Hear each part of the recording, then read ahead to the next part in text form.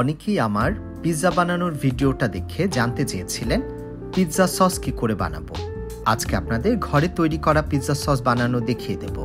সেজন্য প্রথমেই দরকার হবে টমেটো 1 কাপ, টমেটো কেচাপ 3 ভাগের 1 কাপ, রসুন কুচি 3 টেবিল চামচ, পেঁয়াজ কুচি 3 টেবিল চামচ, চিনি 1 চা চামচ, লবণ স্বাদ মতো, অরিগানো আধা চা চামচ, শুকনো ভাজা মরিচ 3টি এবং তেল 3 টেবিল চামচ। একটি পাত্রে 3 টেবিল চামচ তেল নিয়ে গরম করে নিতে হবে।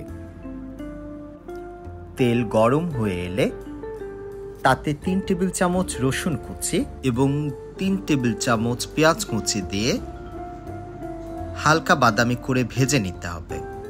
এগুলো এমনভাবে ভেজে নেব যেন পুড়ে না যায়। এবার তাতে টমেটো দিয়ে দিতে হবে এবং স্বাদ মতো লবণ দিয়ে ঢাকনা বন্ধ করে দিতে হবে। মাঝে মাঝে ঢাকনা উঠিয়ে সবগুলো উপকরণ ভালোভাবে নেড়েচেড়ে দিতে হবে। ভালো করে কষানো হয়ে গেলে শুকনো মরিচ ভাজা গুঁড়ো করে তাতে ছড়িয়ে দিতে হবে। আরও কিছুটা সময় কষিয়ে নিয়ে তাতে দিয়ে দিতে হবে টমেটো কেচাপ। এর কিছুটা সময় পর দিয়ে দিতে হবে 1 চামচ চিনি।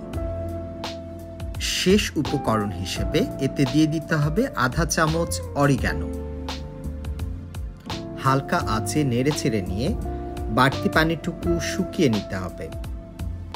ব্যাস, তাহলেই তৈরি হয়ে গেল সুস্বাদু পিৎজা সস। রেসিপিটি ট্রাই করে কেমন হলো জানাতে ভুলবেন না কিন্তু।